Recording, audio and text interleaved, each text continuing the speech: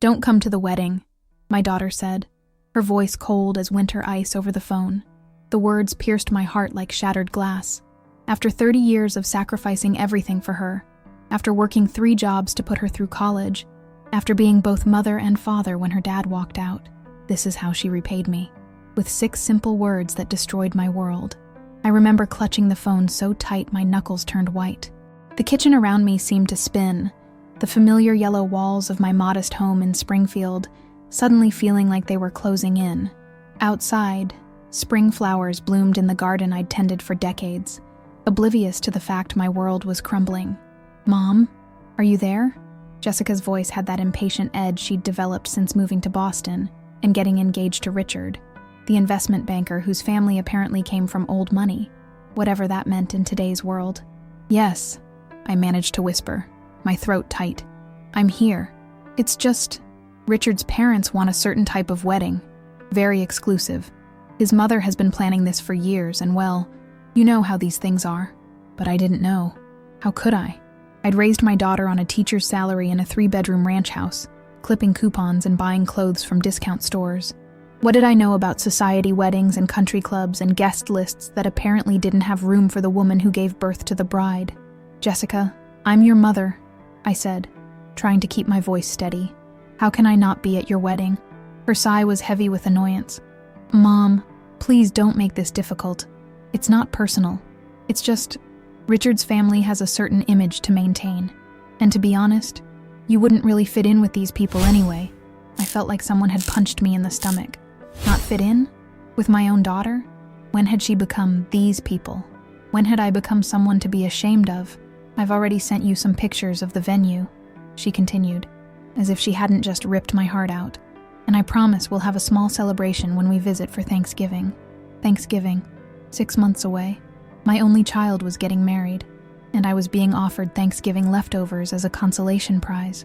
"There's a check coming in the mail, too," Jessica added, her voice brightening as if money could somehow heal this wound. "Consider it a thank you for understanding." Richard insisted. A check. They were paying me to stay away. From my own daughter's wedding. The humiliation burned worse than the rejection. "I have to go, Mom.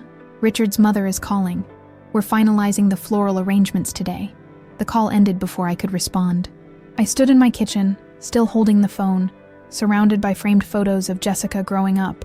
Her first day of school, soccer games I never missed, her high school graduation where I'd cheered louder than anyone, memories from a life that suddenly felt like it belonged to someone else. The tears came then, hot and unstoppable. I sank to the floor, back against the refrigerator where Jessica's childhood artwork was still displayed with fading magnets. How had we come to this? When had I become an embarrassment to my own daughter? I thought about calling my sister Diane, but the shame was too fresh, too raw. What would I even say? My daughter doesn't want me at her wedding because I'm not good enough for her new family? The words wouldn't form. Outside, I heard Mrs. Patterson from next door calling for her cat. Life was continuing as normal for everyone else, while mine had just shattered into 1,000 irreparable pieces. I crawled to the couch somehow, pulling the Afghan my mother had knitted over my shoulders. The same Afghan I'd wrapped Jessica in countless times when she had nightmares as a child. I lay there as the afternoon light faded, replaying the conversation in my head, wondering where I had gone wrong, what I could have done differently. The invitation had arrived last week, cream-colored, heavy cardstock with gold embossing. I'd run my fingers over the raised lettering, so proud, so excited to see my little girl walking down the aisle. I'd already bought a new dress, my first splurge in years, navy blue with a lace overlay. Very appropriate for the mother of the bride, the saleswoman had assured me. Now that dress would hang unworn in my closet, a reminder of the celebration I wasn't good enough to attend. As darkness fell, I finally reached for my phone and opened Jessica's social media. There she was, radiant in recent photos with Richard, his arm draped possessively around her shoulders, his parents flanking them at some charity gala, everyone dressed impeccably. The Caldwells, my daughter's new family, the family that had deemed me unworthy. I zoomed in on Jessica's face. Was that really my daughter? The girl I'd raised to be kind and compassionate? The girl who once made me get well cards when I had the flu? Who was this stranger with the perfect highlights and the society smile? That night, I didn't sleep. Instead, I sat at my kitchen table until dawn, a cup of tea growing cold before me, trying to understand how the child I'd given everything to could now give me nothing, not even a place at her wedding. What I didn't know then was that this rejection was only the beginning. What I couldn't have imagined was that this heartbreak would set in motion events that would change everything. Because sometimes, when you're pushed to your breaking point, you discover strengths you never knew you had. And sometimes, those who try to erase you are the ones who end up being forgotten. My name is Eleanor Mitchell, Ellie to the few friends who stuck around after my divorce 25 years ago. I'm 62 years old, with more silver than brown in my hair these days. I've lived in the same modest house in Springfield, Massachusetts for 30 years, the house where I raised Jessica alone after Tom decided family life wasn't adventurous enough for him. Every morning for the past 3 decades, I've woken at 5:30 a.m., made myself a cup of Earl Grey tea, and prepared for a day of teaching English at Springfield High, the same school Jessica attended, where she was once so proud to have her mother as a teacher, at least until she turned 15 and decided it was totally humiliating to have me in the same building. My days have a rhythm to them, school bell to school bell during the year, summer breaks filled with tutoring to make extra money, tending my garden and volunteering at the community center. A small life, perhaps, but one filled with purpose and dignity, or so I thought. The morning after Jessica's phone call, I stood in front of my bathroom mirror, really looking at myself for the first time in years. The lines around my eyes, the slight sag beneath my chin. I wore sensible clothes, minimal makeup. My one indulgence was keeping my hair long, usually twisted into a bun for work. Distinguished, my friend Marge called it, but I wondered now if this was what Jessica saw. A woman who had grown old and dull. A woman who would embarrass her in front of her sophisticated new in-laws. "You will not cry again," I told my reflection firmly. "You've raised a strong, successful daughter. That was your job, and you did it. If she's outgrown you, well, that's life, isn't it?" But the pep talk rang hollow, even to my own ears. At school that day, I moved through my lessons on autopilot. Themes of abandonment in The Great Gatsby. I lectured to my seniors, acutely aware of the irony. During lunch break, I hid in my classroom rather than face questions in the teacher's lounge about Jessica's upcoming wedding. After school, instead of heading straight home as usual, I drove to Riverside Park and walked along the Connecticut River. The water flowed steadily, unconcerned with human troubles. I envied its certainty, its clear path forward. My phone buzzed with a text from Diane. "Dinner tonight? Bill's making his famous lasagna." I texted back a quick excuse. I couldn't face my sister yet, couldn't admit the truth. Diane had warned me years ago that I was spoiling Jessica, that I needed to make her understand the value of money, of family.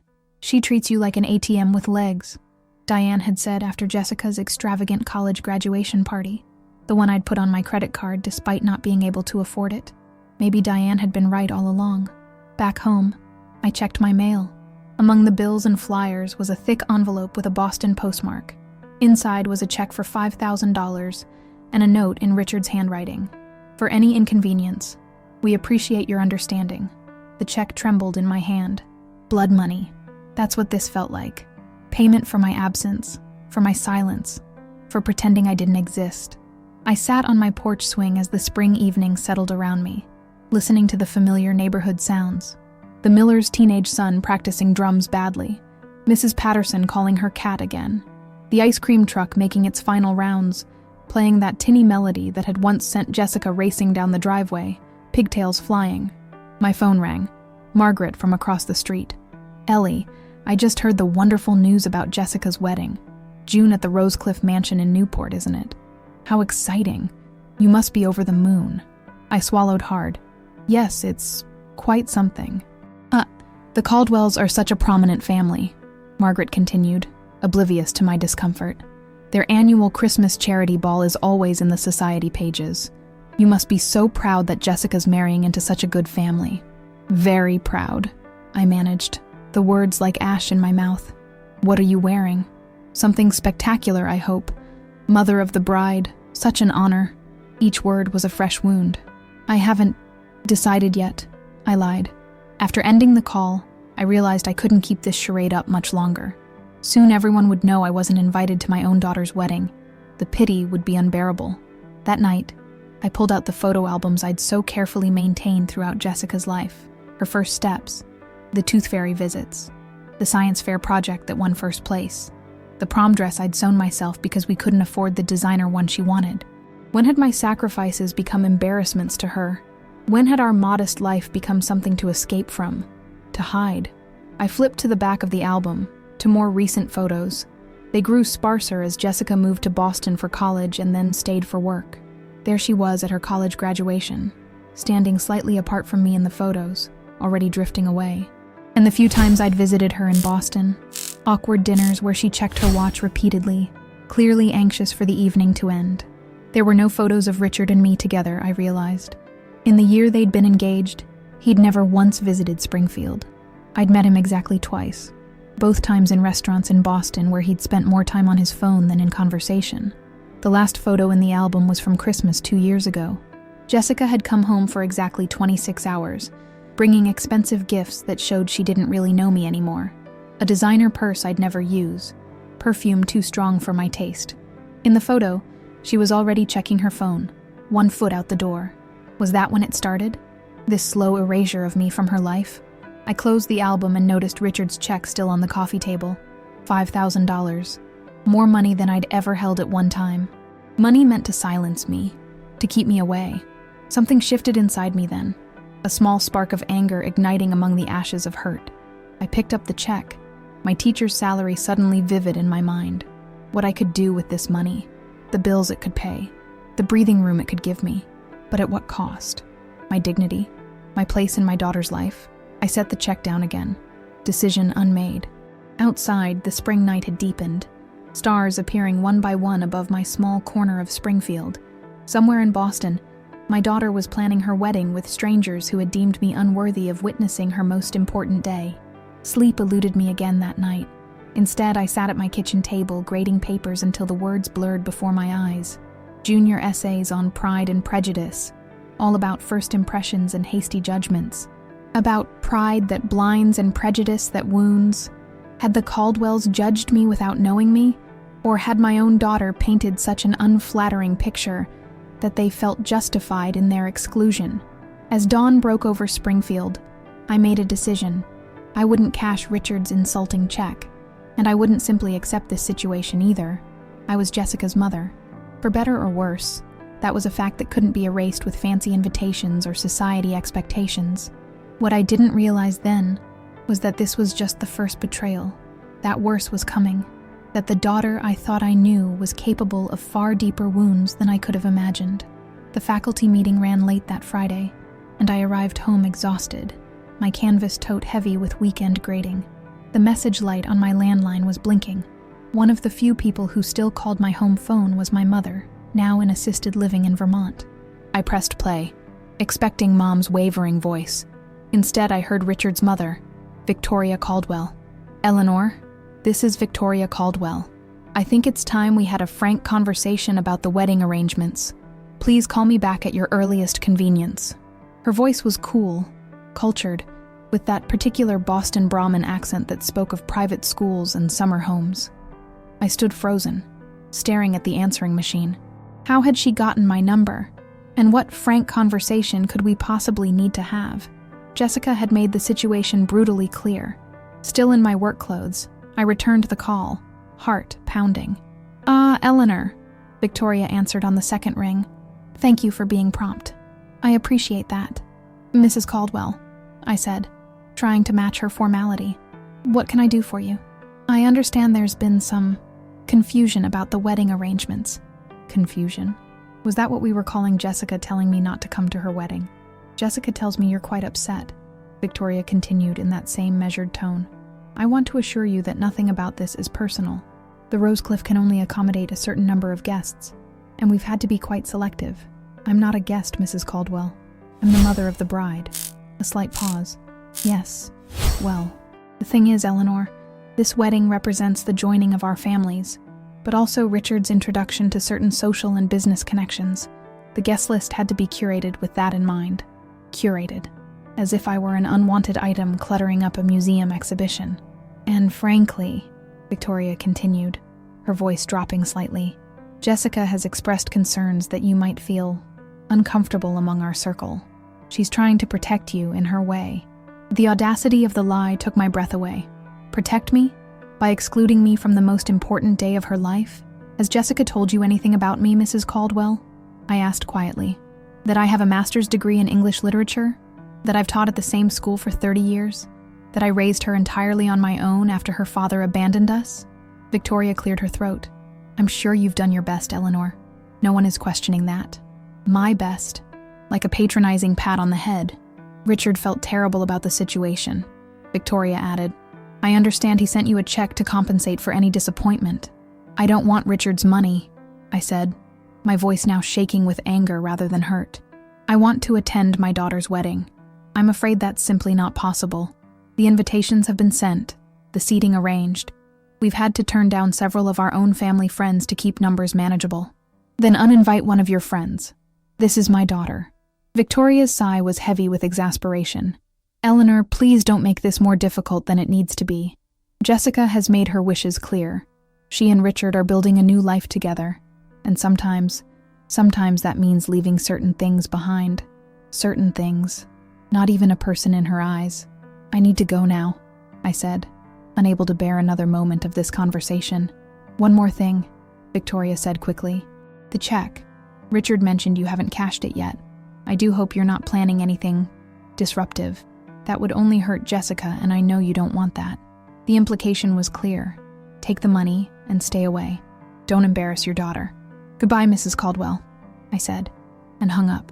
I stood in my kitchen, trembling with an emotion I couldn't quite name. It wasn't just hurt anymore. It was something fiercer, something with teeth and claws. I opened my laptop and searched for Rosecliff Mansion Newport wedding. Dozens of images appeared. A palatial Gilded Age mansion overlooking the Atlantic, marble terraces, ballrooms with soaring ceilings, manicured gardens. The kind of place where Gatsby might have thrown his lavish parties. And then I saw it, a wedding blog featuring Jessica and Richard's upcoming nuptials at historic Rosecliff. There was my daughter, radiant in an engagement photo, Richard beside her looking smugly pleased. The article detailed their romance, describing Jessica as the daughter of Thomas Mitchell, retired international business consultant, and his wife, Thomas Mitchell, my ex-husband who had contributed nothing, not money, not time, not even birthday cards, to Jessica's upbringing, and his wife. Not even my name deserved mention. I felt physically ill. Jessica hadn't just excluded me from her wedding. She had erased me from her narrative entirely and replaced me with a father who had been nothing but a ghost in her life. With shaking hands, I called Jessica's cell phone. It went straight to voicemail. I tried again. Same result.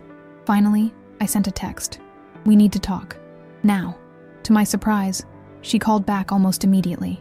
Mom, I'm in the middle of something, she said, her voice hushed and annoyed. Can this wait? Your father is walking you down the aisle? The words burst from me, unplanned. A pause. Who told you that? The internet, Jessica. There's an entire article about your wedding that mentions your father, Thomas Mitchell, international business consultant. The same father who left when you were 4 and never looked back. It's complicated, Mom. Explain it to me then. Explain how the man who abandoned us is suddenly Father of the Year, while I'm not even allowed to attend. Jessica's voice dropped even lower. Richard's family expects certain things. A traditional wedding, a father who gives the bride away. So you invented one?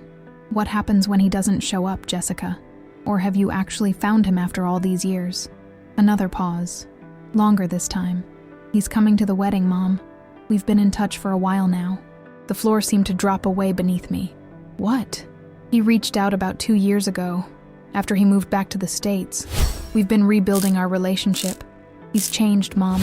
He regrets leaving. 2 years. My daughter had been in contact with my ex-husband for 2 years and never said a word to me. Does he know I'm not invited? I asked, my voice barely above a whisper. He understands the situation, Jessica replied, which wasn't an answer at all.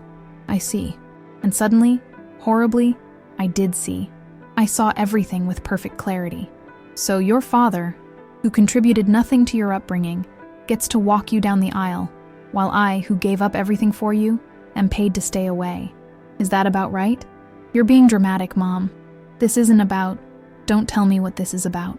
I cut in, my voice steady despite the earthquake happening inside me. This is my life, Jessica. My life that I dedicated to you. And now you're ashamed of it. Ashamed of me. I have to go, she said.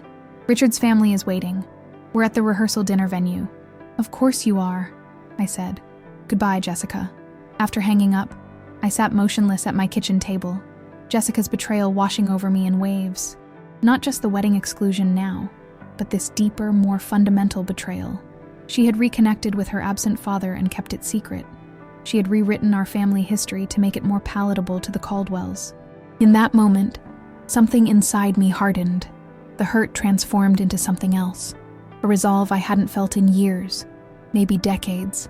I looked around my modest home, at the life I'd built for us, at the sacrifices represented in every corner. I would not be erased. I would not be silenced with a check. I would not allow Jessica to rewrite our history, to please people who didn't deserve her loyalty. What I didn't know then was that this resolve would soon be tested in ways I couldn't imagine. That Jessica's betrayal went even deeper than I realized. That the comfortable illusions I had maintained about our relationship had been obscuring painful truths for years, and that discovering those truths would ultimately set me free. The rain started sometime after midnight, a gentle spring shower that grew into a downpour by dawn. I hadn't slept, instead spending the night going through old boxes in the attic, evidence of our life together, of the truth Jessica was now denying. I found the hospital bracelet from when she was born, the tiny footprint card with her perfect toes pressed in black ink, her first tooth in a small envelope, report cards, art projects, the stories she wrote in elementary school where I was always the hero. My mom is a teacher and she knows everything, scrawled in wobbly handwriting. I found the financial records too. The second mortgage I'd taken out to pay for her braces when the insurance wouldn't cover the full amount. The credit card statements showing how I'd financed her senior trip to Spain when all her friends were going. The loan documents for her college education. Loans I was still paying off, despite her promises to help once she got her real job after graduation. As thunder rumbled outside, I uncovered a particularly painful memory. A small velvet box containing my mother's wedding ring. I had planned to give it to Jessica on her wedding day, continuing a tradition that stretched back 3 generations. Now it would stay in its box, unwanted, like me. The rain matched my mood as morning arrived, and I prepared for school despite it being Saturday. The weekend tutoring sessions I ran for struggling students provided extra income I couldn't afford to miss, even with a broken heart. Driving through the rain-slicked streets of Springfield, I passed landmarks of Jessica's childhood, the ice cream shop where we celebrated good report cards, the park where I taught her to ride a bike, the library where we spent countless Saturday mornings when money was too tight for other entertainments. Had those memories meant nothing to her? Or had she simply outgrown them, like outgrowing last year's coat?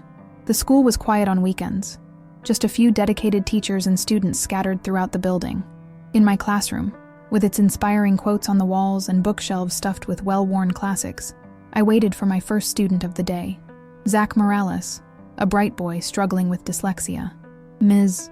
Mitchell, he said, arriving precisely on time despite the weather. I finished that book you gave me. All of it? I asked, surprised. It had been an ambitious recommendation. He nodded proudly. My mom read it with me. She sits with me every night after her shift, even when she's tired. His mother worked nights as a nurse, raising Zach alone after his father died in military service. Yet she found time to read with her son every evening. Your mother sounds wonderful, I said, feeling a pang of envy for their relationship. She is, Zach agreed simply. She says nothing's more important than family. The tutoring session proceeded, but my mind kept returning to Zach's words. Nothing's more important than family. When had Jessica stopped believing that? Or had I failed to instill that value in the first place? As the day progressed and more students came and went, memories continued to surface, unbidden and painful. Jessica at 12, suffering her first heartbreak after being excluded from a popular girl's birthday party. Me holding her as she cried, assuring her that true friends would value her for herself, not for her clothes or our modest circumstances. Jessica at 16, mortified when our car broke down in front of the school, the ancient Honda belching smoke while sleeker vehicles driven by wealthier parents glided past. Me working double shifts to get the car repaired quickly, skipping meals to make it happen. Jessica at 18, ecstatic after being accepted to Boston University, her dream school. Me remortgaging the house to afford the tuition deposit, never letting her know the financial strain it caused. Every sacrifice made willingly, every hardship endured without complaint, because that's what mothers do. Because I wanted her to have opportunities I never had. Because I loved her more than anything in the world. When had that love become insufficient? When had I become insufficient? By afternoon, the rain had stopped, leaving the world washed clean and glistening.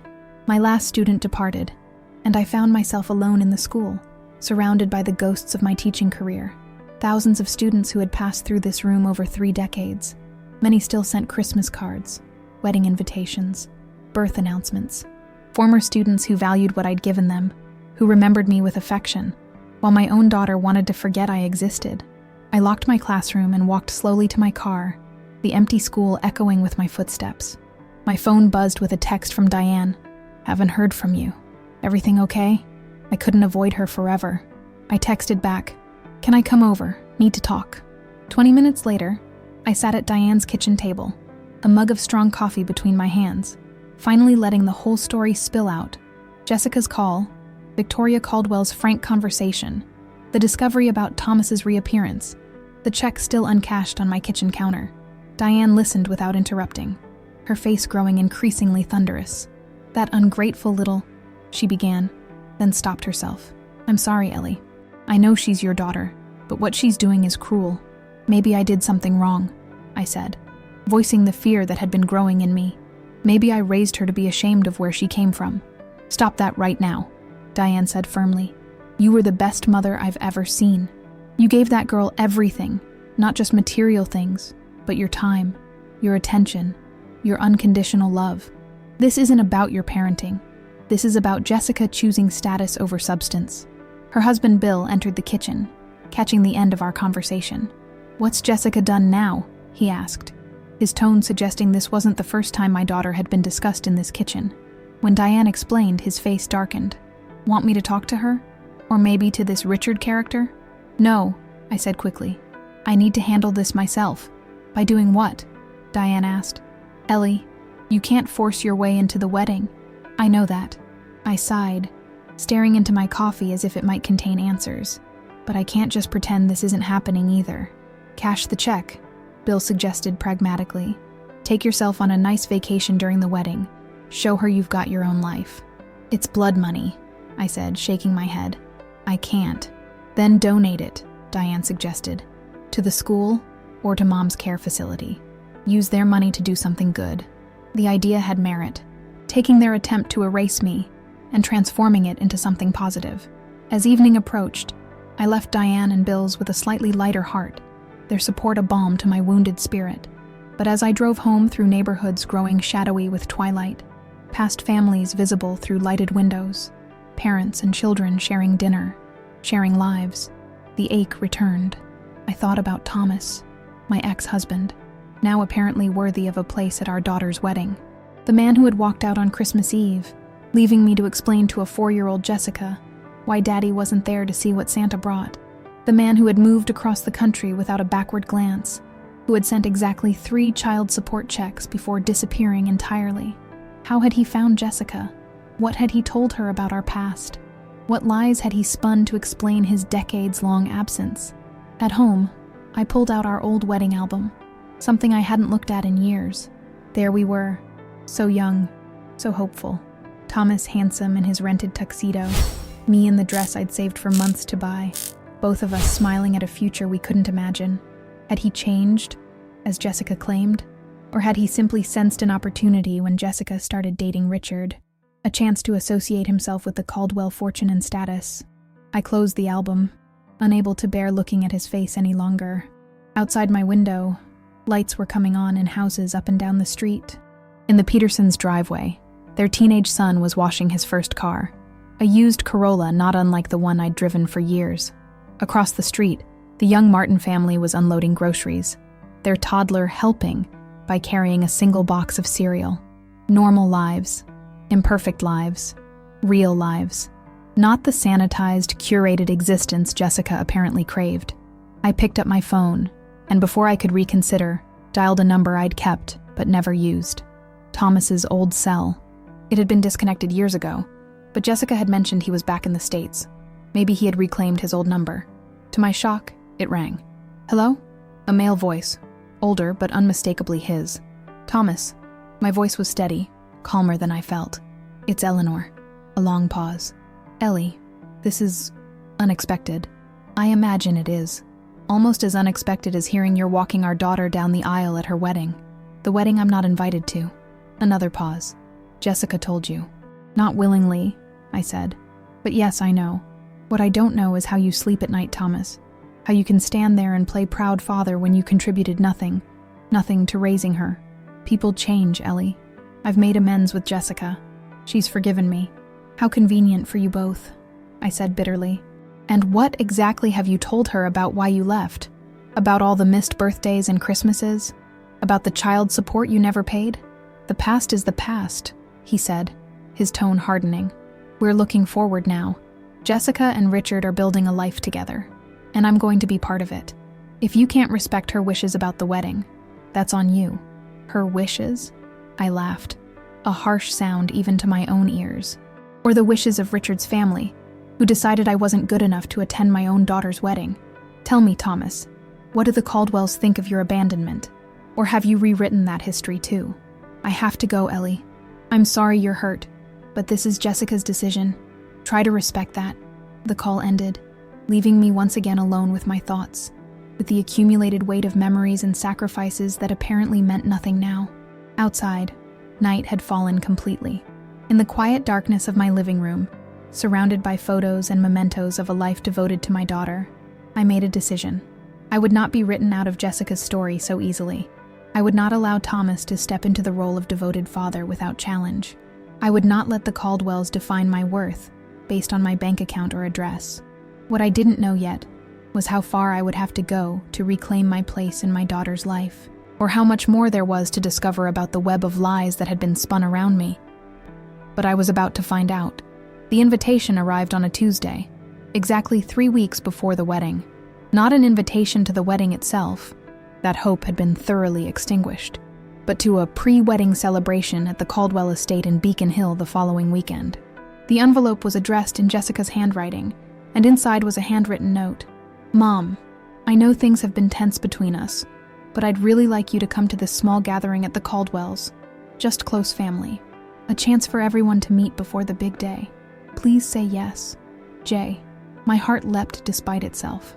Was this an olive branch? Had Jessica reconsidered her stance on my attendance at the wedding? I called her immediately, hope fluttering in my chest like a caged bird. "Jessica, I got your invitation," I said when she answered. "Oh, good," she replied, sounding genuinely pleased. "So you'll come?" Yes, of course I'll come. Does this mean—" "It's just a small thing," she interrupted quickly. "Saturday afternoon. Very casual. Well, smart casual. Victoria suggested you might like to meet everyone in a more intimate setting. Not an olive branch, then. Not a reconsideration. Just another crumb from the Caldwell table. But it was something. A chance to meet these people who had judged me without knowing me. A chance to see my daughter. To try to understand what was happening. "I'll be there," I said. "What should I bring?" "Just yourself," Jessica replied. "Everything will be provided." I spent the next few days in a state of nervous anticipation, alternating between hope and dread. What should I wear? How should I behave? Would Thomas be there? Would I be seated at the kids' table, like an embarrassing relative no one knows what to do with? On Thursday, I did something I hadn't done in years. I went to the hair salon and had my graying hair colored and styled. The young stylist worked wonders, transforming my practical teacher's bun into something softer, more elegant. "Special occasion?" she asked as she finished. "Meeting my future in-laws," I said, the words tasting strange on my tongue. Friday after school, I drove to the mall one town over and did something even more uncharacteristic. I maxed out my credit card buying a new outfit. A sleek pantsuit in deep burgundy, with a silk blouse beneath. Expensive leather pumps that pinched my toes but looked sophisticated. A delicate gold necklace that cost more than my weekly grocery budget. "You look amazing," the saleswoman assured me. Very classy. Classy enough for Beacon Hill? For Victoria Caldwell's critical eye? I could only hope. Saturday morning dawned clear and bright. I left Springfield by 8, allowing plenty of time for the 2-hour drive to Boston. My new outfit hung in the back of my car, protected by a garment bag. My hair was freshly washed, my nails freshly manicured. Another splurge I couldn't really afford. I arrived at the address in Beacon Hill shortly before noon. The Caldwell home was exactly what I had imagined. A stately brownstone on a tree-lined street, with gleaming brass fixtures and immaculate window boxes filled with spring flowers. I parked down the block, changed into my new outfit in a nearby coffee shop restroom, and walked back to the house with my heart in my throat. A young man in what appeared to be a uniform opened the door before I could knock. "Ms. Mitchell?" he inquired politely. "Please come in. The gathering is in the garden." He led me through the house, all gleaming hardwood floors, antique furniture, and artwork that looked museum quality, to a glass door that opened onto a surprisingly spacious garden behind the home. There, beneath a white tent draped with subtle flowers, were about 20 people engaged in quiet conversation. Classical music played softly from hidden speakers. Waitstaff circulated with champagne and delicate hors d'oeuvres. I spotted Jessica immediately, radiant in a pale blue dress, standing next to Richard and an older couple who could only be his parents. Thomas was there too, looking prosperous and at ease in tailored clothes, chatting with a distinguished-looking man near a fountain. No one noticed me at first. I stood uncertainly by the door, wishing I'd thought to bring something. Flowers, wine, anything to occupy my nervous hands. Then Jessica saw me, her expression shifting briefly before settling into a smile that didn't quite reach her eyes. She said something to Richard, who nodded, and then approached me with measured steps. "Mom, you made it," she said, kissing my cheek lightly. "You look different." "I had my hair done," I said, touching it self-consciously, "and bought something new to wear." "It's nice," she said, her tone suggesting it wasn't quite nice enough. "Come meet everyone." She led me to Richard and his parents, making introductions in a bright, brittle voice. "Richard, this is my mother, Eleanor. Mom, this is Richard, and his parents, Victoria and Harrison Caldwell." Victoria was exactly as I'd imagined from our phone conversation. Sleek silver hair and an expensive cut, discreet but obviously costly jewelry, a silk dress in a shade of blue that matched the hydrangeas nearby. Her handshake was cool and brief. "Eleanor, how nice of you to come all this way." Harrison barely acknowledged me, distracted by something on his phone. Richard gave me a quick, assessing look before offering a practiced smile. "Ms. Mitchell, Jessica's told us so much about you." Had she? And what exactly had she told them? Before I could respond, Jessica was leading me away, introducing me to a blur of people whose names I immediately forgot. Cousins, friends, business associates, all clearly comfortable in this rarefied world, all regarding me with the same polite disinterest. And then we reached Thomas. "Eleanor," he said, extending his hand as if we were business acquaintances, rather than people who had once vowed to spend our lives together. "You look well." "Thomas," I replied, ignoring his hand. "Still playing dress-up, I see." Jessica's eyes widened. "Mom," she hissed. "Be nice." Thomas chuckled, unruffled. "Still the same, Ellie." Never could resist a dig. Before I could respond, Victoria's voice rang out, calling for everyone's attention. She stood at the center of the gathering, champagne flute raised elegantly. "Thank you all for coming to celebrate Jessica and Richard's upcoming union," she began. "We're particularly pleased to welcome Thomas, Jessica's father, who has become such a dear friend to our family." Murmurs of approval rippled through the group. Thomas smiled modestly, playing his role to perfection. "And of course," Victoria continued, her gaze sliding over me, "Jessica's mother, Ellen, who has made the journey from Springfield, was it?" "Eleanor," I corrected, my voice sounding thin even to my own ears. Victoria waved a dismissive hand. "Of course. Now we've prepared a little slideshow of our beautiful couple. Harrison, is everything ready?" A screen descended from the tent's ceiling, and the garden lights dimmed slightly. Music swelled, Pachelbel's canon, predictably, and images began to appear. Richard as a baby, a toddler, a serious-looking child in prep school uniform. Jessica appeared alongside him about halfway through the presentation. Jessica at college graduation. Jessica and Richard at various social functions. Jessica with the Caldwells at their summer home. And then, shockingly, Jessica as a child, Photos I recognized from our home albums. Jessica blowing out birthday candles. Jessica on her first bicycle. Jessica in her high school graduation gown. But something was wrong. In every childhood photo, Thomas had been inserted, standing proudly beside her. Photos I knew he hadn't been present for, digitally altered to create a fiction of his involvement in her life. My breath caught in my throat. The room seemed to spin around me. The final image appeared. Jessica in her wedding gown. She must have taken bridals already, with Richard beside her, and Thomas standing proudly behind them. The caption read, "The start of a new chapter for the Mitchell-Caldwell family." Applause erupted around me. I stood frozen, unable to process the magnitude of this erasure. Not only had I been excluded from the wedding, but I was being actively removed from Jessica's history. As the lights came up, I found myself face to face with Victoria again. "Wasn't that lovely?" she asked, her smile not reaching her eyes. Thomas provided those childhood photos. So touching to see Jessica growing up with her father's guidance. She knew those photos were fake, that Thomas had been absent, that this was all a carefully constructed lie, and she was daring me to challenge it publicly, to make a scene that would only confirm their judgment of me as unsuitable. "Excuse me," I managed, turning away before she could see the tears threatening to spill.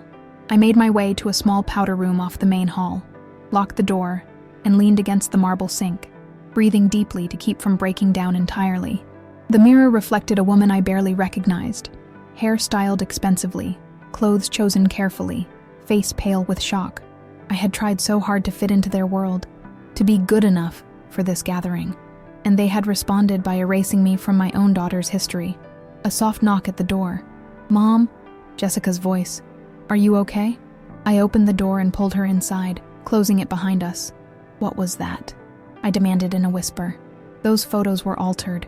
Your father wasn't there for your 10th birthday, or your high school graduation, or any of those moments. He wasn't there, Jessica." She wouldn't meet my eyes. "It was Richard's mother's idea. She thought it would make a better narrative for the wedding. A more traditional family story." "A lie, you mean?" Jessica sighed. "Why does it matter, Mom? It's just some photos for a slideshow. It matters because it happened. It matters because I was there, Jessica. I was the one who threw those birthday parties, who took those photos, who sat in the audience at your graduation. I was there, not him." "I know that," she said impatiently. "But the Caldwells, they have certain expectations, and Dad has really been trying to make up for lost time." "Dad?" I repeated incredulously. "Since when do you call him Dad? And what exactly has he been doing to make up for lost time? Writing checks? Because he certainly didn't write them when you needed braces or college tuition or anything else during the past 25 years. He's different now," Jessica insisted. "He's established. He has connections. He's helping Richard with his career." And there it was, the truth behind Thomas's sudden reappearance and Jessica's willingness to embrace him. Not emotional reconciliation or forgiveness, but cold calculation. Thomas had something to offer her new life. I did not. "I see," I said quietly. "So this is who you are now. Someone who rewrites history when it's inconvenient. Someone who erases her mother because she doesn't fit the narrative." "You're overreacting," Jessica said, reaching for the door. "It's just a slideshow. Just come back to the party and try to be pleasant, okay?" "For me?" "For you," I repeated, the words hollow. "I've done everything for you, Jessica. Everything." She was already opening the door, already slipping back into her role as the radiant bride-to-be, already leaving me behind.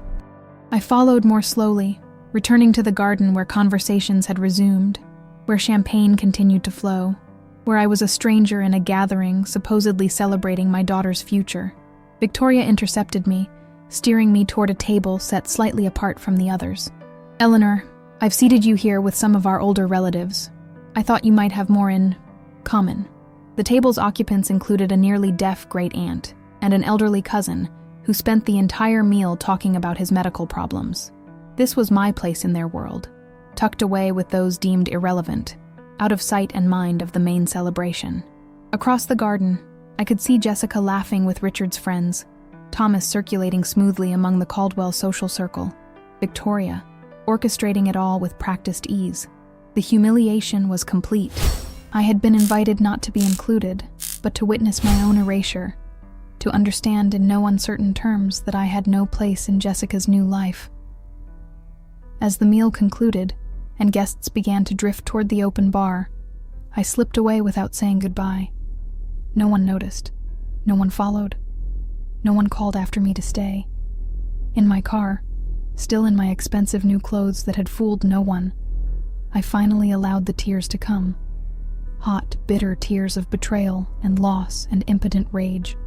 As I drove away from Beacon Hill, from the Caldwell's perfect brownstone with its perfect garden and perfect lies, something inside me changed.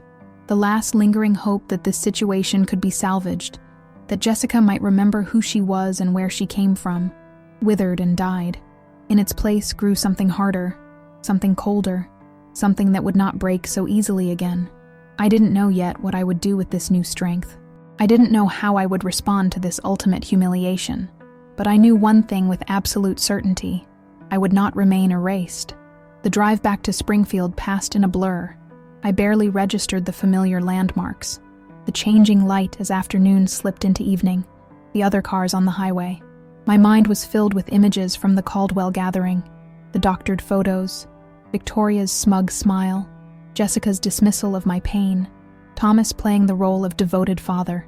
By the time I reached my modest neighborhood, dusk had fallen. Porch lights glowed warmly along the street, families visible through windows, sharing Saturday evening meals or watching television together, normal lives continuing while mine had been shattered. I parked in my driveway but couldn't bring myself to go inside yet. Instead, I sat in my car, still wearing the expensive clothes that had failed to transform me into someone the Caldwells would accept, and tried to make sense of what had happened. Not just today, but over the years. How had my bright, kind daughter become someone who could participate in such cruelty? When had money and status become more important to her than honesty, than family, than the mother who had given everything for her? As I finally made my way to my front door, Mrs. Patterson called out from her yard, where she was deadheading her spring roses. "Ellie, my goodness, don't you look fancy? Hot date?" I forced a smile. "Just a family thing in Boston. For the wedding? How exciting.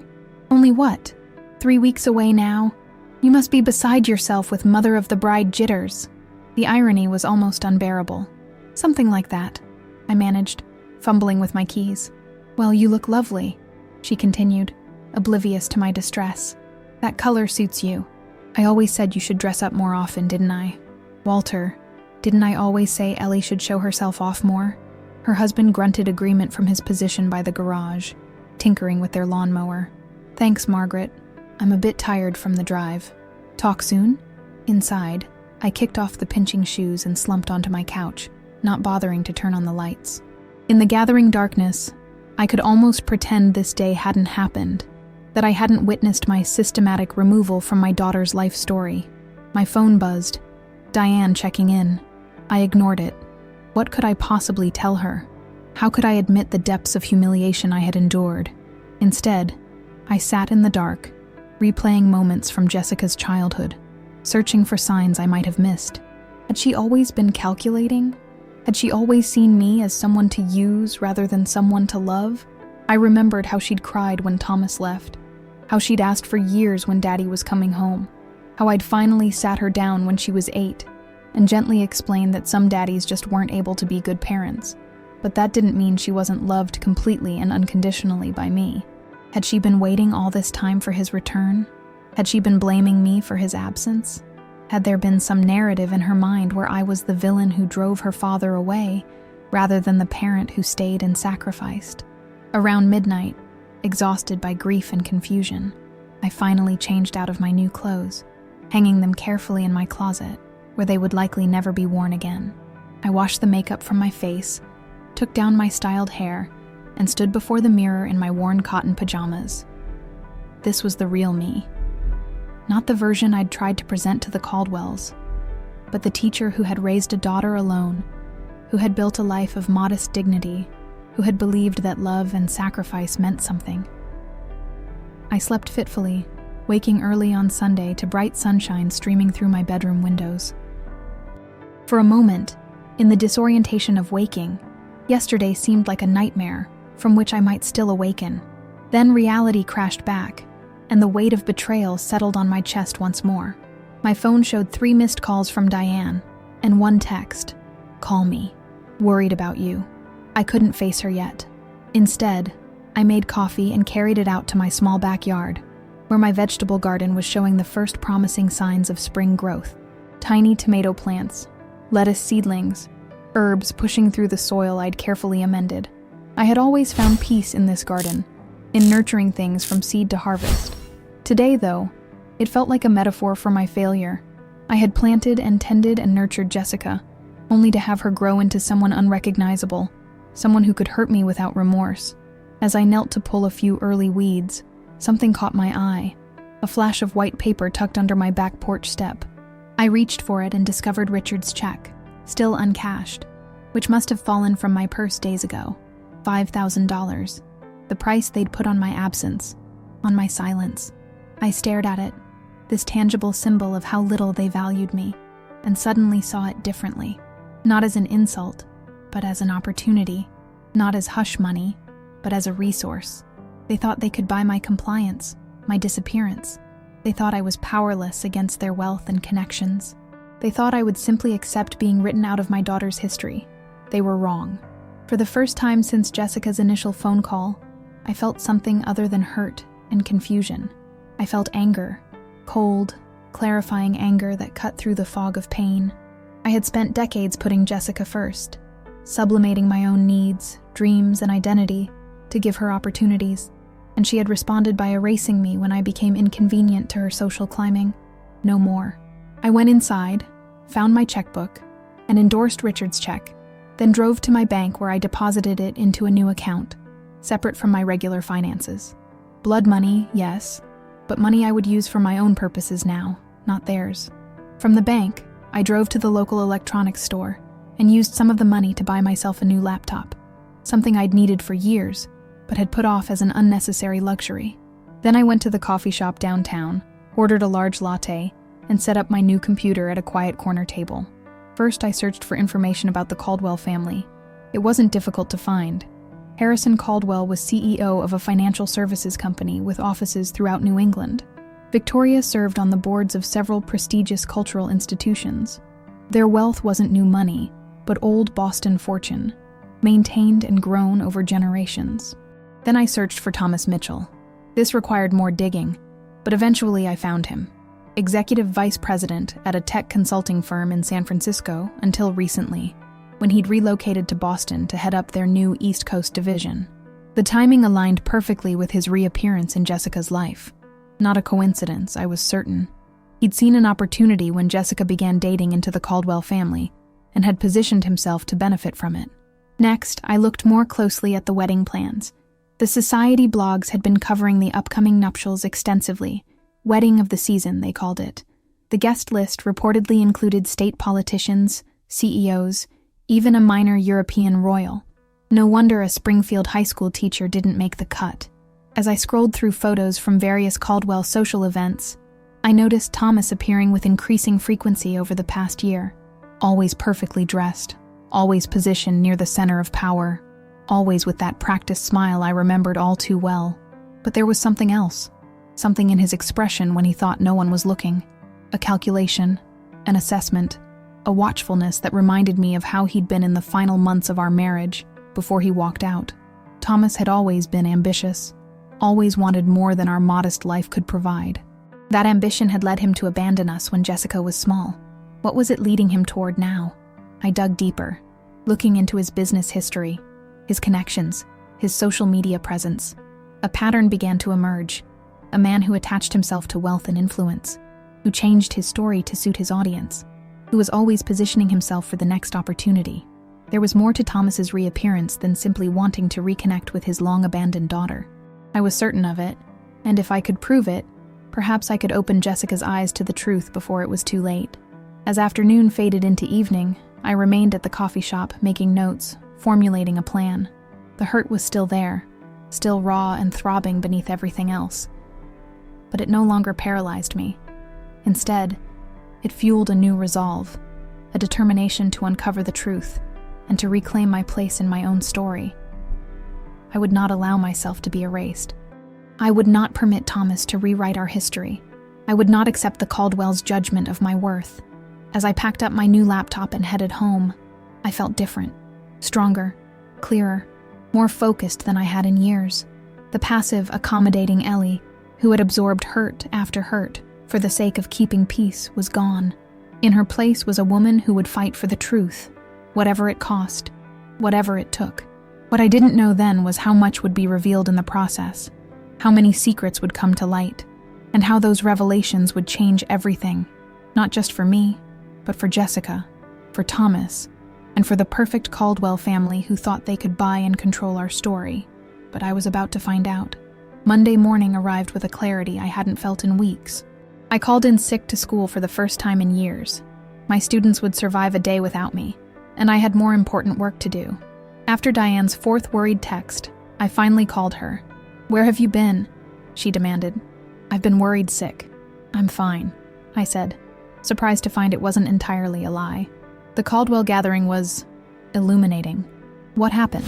she asked. "Did they change their minds about the wedding?" "No," I said, giving her a brief account of the doctored photos, the deliberate humiliation, Thomas's complete integration into their world. "But I've decided I'm not going to just disappear quietly." "Ellie," Diane's voice held a warning. "What are you planning?" "I'm going to find out exactly what Thomas is up to," I said, "because I'm certain he's using Jessica and the Caldwells for something, and it's not fatherly love." "And how exactly are you going to do that?" "I've made a start already, but I need your help with something." "Does Bill still have that friend in banking? The forensic accountant?" Diane was silent for a moment. "Yes, Martin. They play golf sometimes." "Why?" "I need to talk to him, off the record." Another pause. "I'll see what I can do. But Ellie, be careful. These people have money and connections. They can make trouble for you." "They already have," I replied. "What more can they do?" After hanging up, I returned to my research. Thomas's company, TechVantage Consulting, had indeed opened a Boston office recently, with Thomas installed as executive VP. Their client list included several financial institutions, including, I discovered after some digging, Harrison Caldwell's firm. Interesting. So Thomas's company and the Caldwells had a business connection. That couldn't be coincidental. My doorbell rang around noon. Through the peephole, I saw a delivery person holding a small package.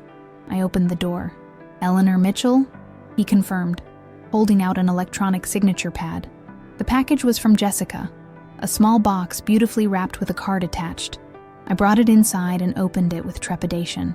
Inside was a delicate silver bracelet with a small heart charm. The card read, "Mom, I'm sorry if yesterday was difficult. Please understand I'm trying to balance everyone's expectations. Wear this on my wedding day and know I'm thinking of you. Love, Jay." A consolation prize. A trinket to compensate for my exclusion. A literal charm to replace my presence. I set it aside without trying it on. Once, this gesture might have softened me, might have made me rationalize her behavior, might have led me to accept my assigned role as the mother who nobly sacrifices her own desires for her daughter's happiness. Not anymore.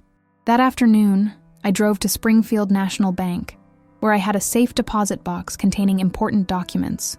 My will, the deed to my house, Jessica's birth certificate, my divorce papers from Thomas. The divorce decree made for interesting reading after all these years. Thomas had initially agreed to modest child support, which he'd paid for exactly 3 months before the check stopped coming. I'd been too overwhelmed with single parenthood and too broke to pursue legal action. But there was something else in the paperwork, something I'd forgotten. A clause about Thomas waiving all parental rights in exchange for not having to pay ongoing support.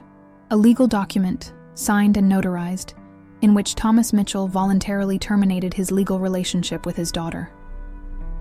I took photos of the relevant pages with my phone, then carefully returned the documents to the box.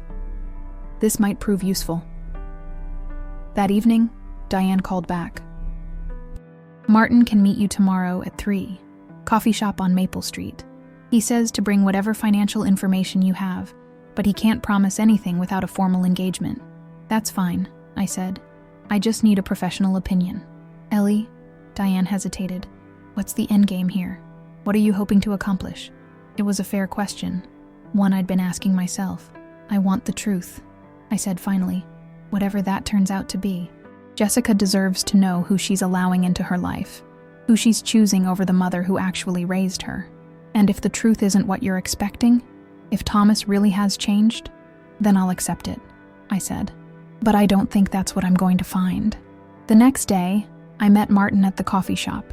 He was a serious-looking man in his 50s, with reading glasses perched on top of his head and a laptop bag that looked well used. Diane explained a bit of the situation, he said after introductions, but I'll need more details to understand what you're looking for. I told him about Thomas, his sudden reappearance in Jessica's life, his new position at TechVantage, and the connection to Harrison Caldwell's firm. I think there's something not right about his finances or his business dealings, I concluded. Something he's hiding. Some reason he's cultivating this relationship with the Caldwells beyond just wanting to play father of the bride. Martin nodded thoughtfully. Difficult to investigate without subpoena power or access to accounts, he said. But there are public records we can look at. Securities filings, property records, court cases, and I have access to some financial databases through my work. He opened his laptop and began typing, occasionally asking me questions about dates, addresses, company names. I provided everything I could remember. After about an hour, he sat back and removed his glasses. Well, there are some interesting patterns here. What kind of patterns? Your ex-husband has been involved with 3 companies in the past 10 years, each time as a senior executive brought in shortly before the company either merged or was acquired. In each case, he received substantial stock options which he exercised immediately after the transactions were completed. Is that unusual? Not necessarily, but the timing is interesting. He seems to have a knack for joining companies right before major corporate events that increase share value. Could be skill, could be luck, or could be something else, I suggested. Martin nodded cautiously. I'd need to see more to have an opinion on that. But there's something else that might interest you. His current company, TechVantage, specializes in financial software systems. One of their main products is a trading platform used by several investment firms, including Caldwell Financial. And there have been some questions in the industry about that platform. Rumors of potential security issues, concerns about data handling. Nothing proven, nothing public, but there's talk. I leaned forward. What kind of security issues? The kind that might allow certain users to have advantages in trading situations, Martin said carefully. Again, nothing I can prove, just industry chatter. So Thomas's company might be providing software that gives Caldwell Financial some kind of edge? Possibly. Or it could be completely legitimate. But it's the kind of connection that might merit closer examination by the right authorities. Martin closed his laptop. That's about all I can tell you without a formal investigation, which would require resources I don't have access to on my own. My suggestion? If you really think there's something improper happening, you might want to talk to someone with regulatory authority. Like who? The Securities and Exchange Commission takes tips about potential securities violations. So does the Financial Industry Regulatory Authority. He handed me a card with several websites and phone numbers written on the back. Of course, you'd need more than just suspicions. You'd need some kind of evidence. Thank you, Martin, I said, tucking the card into my purse. You've been very helpful. Just be careful, he advised, echoing Diane's warning. People with money and influence don't like being questioned, especially about their finances.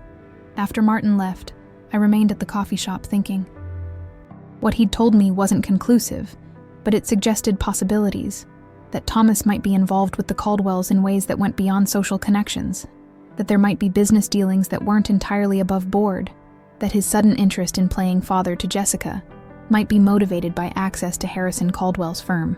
But as Martin had said, I needed evidence, not just suspicions. I pulled out my phone and looked at the photos I'd taken of the divorce papers, particularly the clause where Thomas had terminated his parental rights. It was a start, proof that Thomas had legally walked away from any claim to being Jessica's father. But I needed more. That evening, I made a decision that surprised even me. I called Thomas directly. Eleanor again, he said upon answering. Twice in 1 week. To what do I owe the pleasure? I think we should talk, I said, keeping my voice neutral. About Jessica, about the wedding, about your sudden reappearance after 25 years. I told you, Ellie, Jessica and I have made our peace. She's an adult who can decide who she wants in her life. Of course, I agreed, my tone reasonable. But I have some questions about the timing of your return. About your new position at TechVantage. About your company's relationship with Caldwell Financial. A pause. What exactly are you implying? I'm not implying anything, Thomas. I'm suggesting we have a conversation. Just the two of us for old time's sake. Before I start having conversations with other people. Is that a threat? His voice had hardened. Not at all. Just an observation that if I have questions about these connections, others might too. Wouldn't it be better if we cleared things up between us? Another pause. Longer this time. Fine. When and where? Tomorrow, noon. The public library in Springfield. The library? Really, Ellie? It's neutral ground and quiet. Good for honest conversation. He sighed. Fine. Noon. But I don't appreciate being manipulated. Funny, I replied. That's exactly what I was going to say to you. After hanging up, I felt a curious mixture of anxiety and exhilaration. I was stepping into unfamiliar territory, confronting rather than accommodating, demanding rather than accepting. It was terrifying and oddly freeing at the same time. I spent the evening preparing, reviewing what I knew, what I suspected, what I needed to find out. By midnight, I had a plan, not just for my conversation with Thomas, but for what might come after. For the first time since Jessica's devastating phone call, I felt in control of my own narrative. I was no longer just reacting to events, but shaping them. No longer just a character in someone else's story, but the author of my own. What I didn't know then was how quickly things would escalate, how desperate Thomas would become when cornered, or how completely the careful facade of the Caldwell family would crack when put under pressure. But I was about to find out. The Springfield Public Library had been my sanctuary during difficult times. After Thomas left, during Jessica's rebellious teenage years, through the lonely evenings once she went to college. Its soaring ceilings and hushed atmosphere had always brought me comfort. Today, it felt like a battleground. I arrived 30 minutes early and selected a table in a quiet corner of the reference section, visible from the entrance but far enough from other patrons that our conversation wouldn't be overheard. I arranged my materials carefully, the divorce decree with the parental rights termination, printouts of Thomas's employment history, and notes from my conversation with Martin. At precisely noon, Thomas appeared in the doorway, scanning the room until he spotted me. He looked every inch the successful executive in his tailored suit and expensive watch, hair graying attractively at the temples. If I hadn't known him, hadn't lived through his desertion, I might have been impressed. Eleanor, he said, taking the seat across from me. Let's make this quick. I have a video conference at 2. I appreciate you coming, I said, my tone professional, controlled. I'll try not to take too much of your valuable time. He grimaced at the subtle dig. What's this about, Ellie? What are these questions you have? Let's start with this, I said, sliding the copy of the divorce decree across the table. Do you remember signing this? Specifically this clause here? Thomas glanced at the highlighted section and pushed the paper back toward me. Ancient history. Jessica was a child then. She's an adult now, free to have whatever relationship she chooses with me. True, I agreed. But I wonder what the Caldwells would think of a man who legally terminated his parental rights to avoid paying child support, only to resurface 25 years later when his daughter is marrying into money and influence. His eyes narrowed. Is that what this is about? You're jealous that Jessica and I have reconnected? That I'm walking her down the aisle instead of you sitting in the audience? Petty, Ellie. Even for you. Not jealousy, Thomas. Concern. About your motives. About your sudden interest in playing devoted father. About your business connections to Harrison Caldwell. What business connections? He asked too quickly. TechVantage provides trading platform software to Caldwell Financial, doesn't it?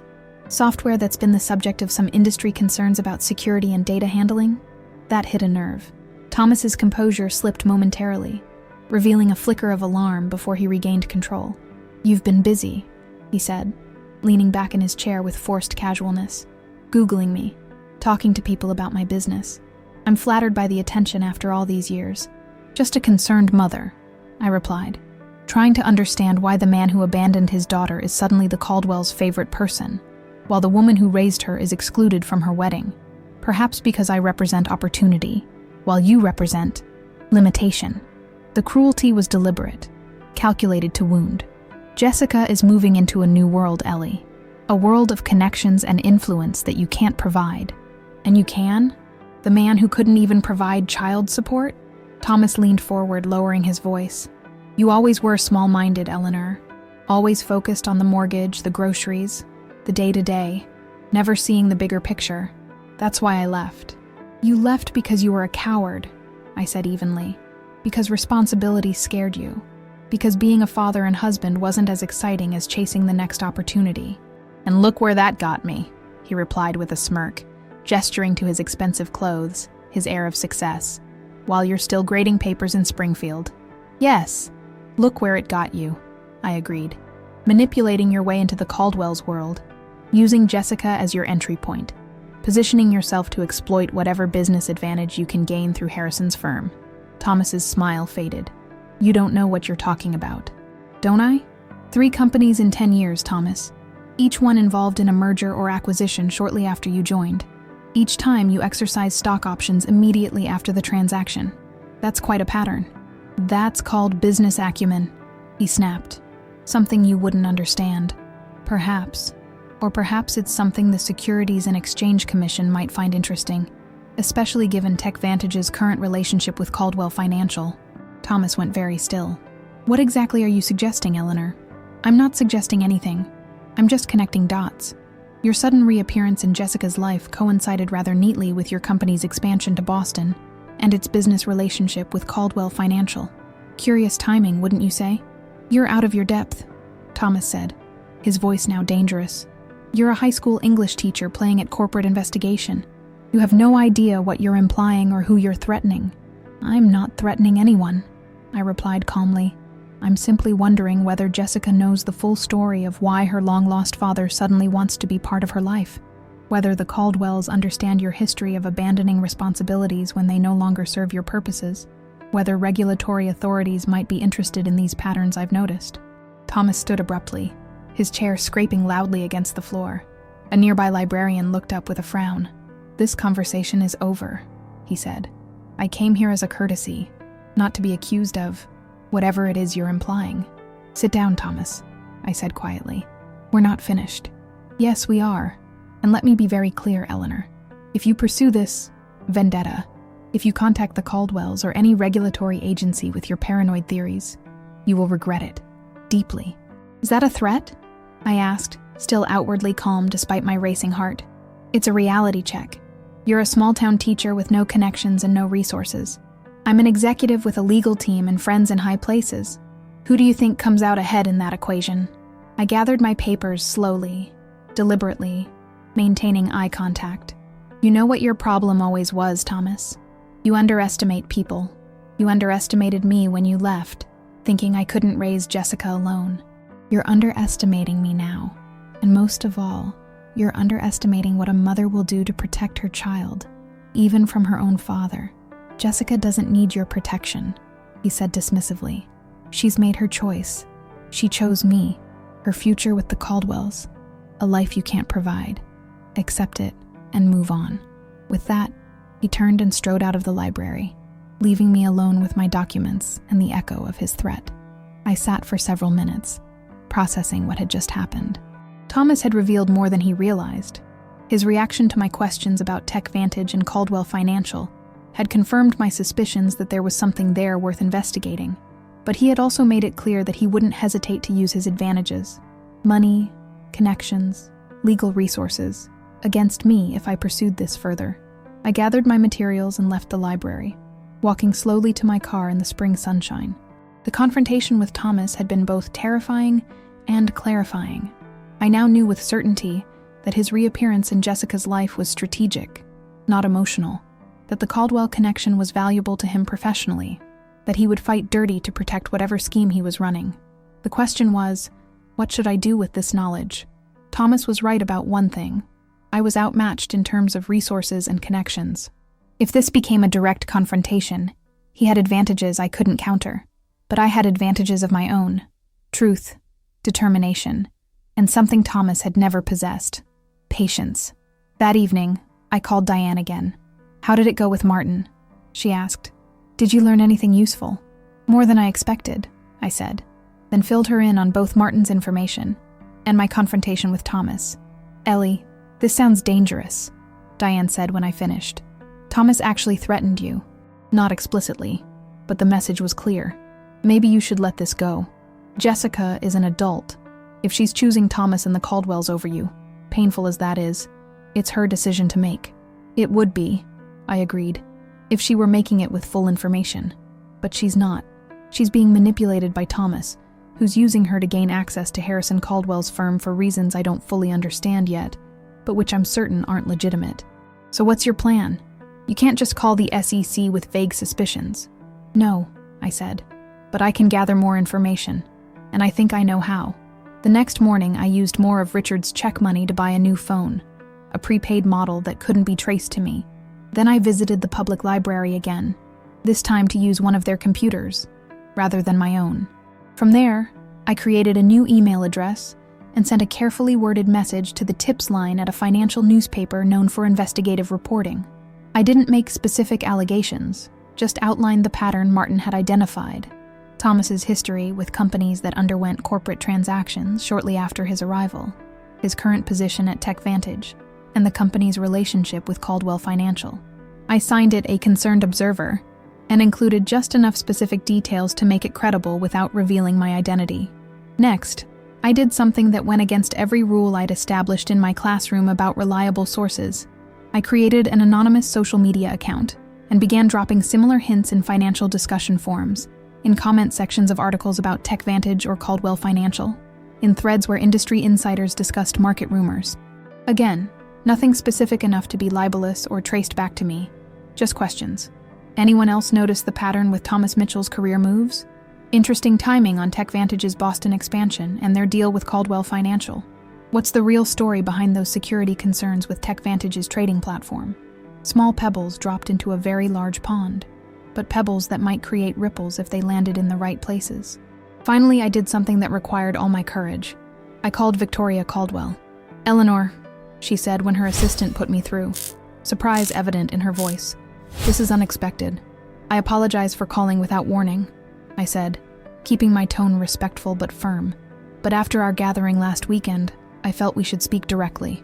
I'm rather busy with wedding preparations," Victoria replied, the dismissal clear in her voice. "Perhaps another time." "This concerns the wedding," I said quickly. "Specifically, Thomas Mitchell's role in it." A pause. "What about Thomas? I'm concerned that you and your family may not have the full picture of his history, of his relationship, or lack thereof, with Jessica over the years." "Jessica has explained the situation," Victoria said coolly. "Thomas has been living abroad for much of her life but has reconnected with her recently. These things happen in families." "Did she tell you that Thomas legally terminated his parental rights to avoid paying child support? That he had no contact with her for over 20 years? That his sudden reappearance coincided with her engagement to your son and his company's business relationship with your husband's firm?" Another, longer pause. "Eleanor, I understand this must be difficult for you, being replaced, as it were, in the wedding party. But these insinuations about Thomas are unseemly." "They're not insinuations, Mrs. Caldwell. They're documented facts. Facts I believe your family should be aware of before embracing Thomas as the father of the bride." "What exactly are you hoping to accomplish with this call?" Victoria asked, her voice now sharp with irritation. "To disrupt your daughter's wedding? To embarrass our families? To protect Jessica?" I said simply. "And potentially your family as well." "I have reason to believe Thomas's interest in reconnecting with Jessica has more to do with gaining access to your husband's firm than with fatherly love." "That's preposterous," Victoria said, but there was a note of uncertainty beneath her dismissal. "Harrison has known Thomas for over a year now. They've become quite close. Thomas has been invaluable in advising on certain technology upgrades for the firm." "I'm sure he has," I said. "That's precisely my concern." "I think we've said enough, Eleanor. I appreciate your maternal concern, misplaced as it is. Now, if you'll excuse me, I have appointments waiting." "Of course," I said. "But Mrs. Caldwell, perhaps you might ask your husband to look a little more closely at TechVantage's trading platform and the concerns some in the industry have raised about it. Just as a precaution."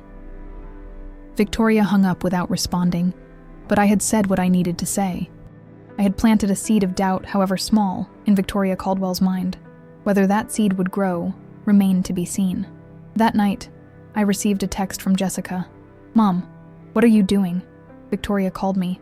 Very upset about your conversation. Stop trying to cause problems. Please." I didn't respond. What could I say that she would believe? That her beloved father was using her? That her future in-laws might be involved in questionable business practices? That the wedding she was so invested in was built on lies and manipulation? She wasn't ready to hear it.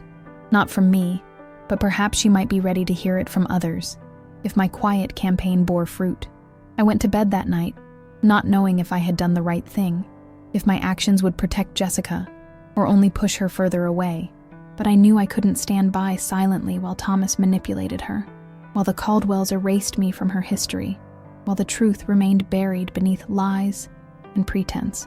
Tomorrow would bring consequences. Of that I was certain. Thomas wouldn't take my interference lightly. The Caldwells wouldn't appreciate my questioning of their judgment. Jessica would be angry at what she would see as my attempt to ruin her wedding.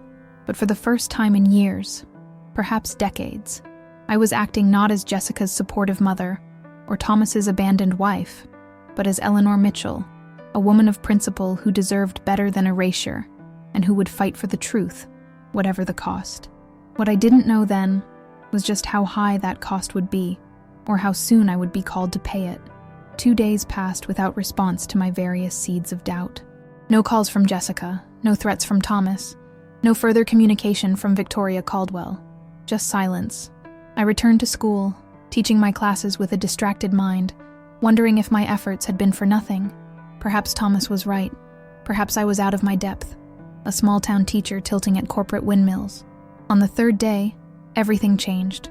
I was in the middle of discussing The Great Gatsby with my seniors when my classroom phone rang, an unusual occurrence during class time. It was the school secretary, her voice tense. "Ellie, there are 2 men here asking to see you. They say it's urgent.